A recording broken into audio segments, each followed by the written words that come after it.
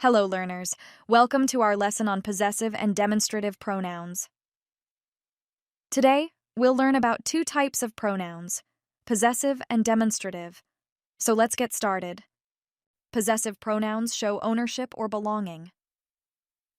Some examples of possessive pronouns include mine, yours, his, hers, its, ours, and theirs. Demonstrative pronouns point to specific things. Some examples of demonstrative pronouns include this, that, these, and those. Now let's practice these concepts with some examples. Here's the first example. Is this book blank? The correct answer is this book mine? Here's the second example. Look at blank beautiful painting. The correct answer is, look at this beautiful painting. Here's the third example. Are blank your shoes? The correct answer is, are those your shoes? Here's the fourth example.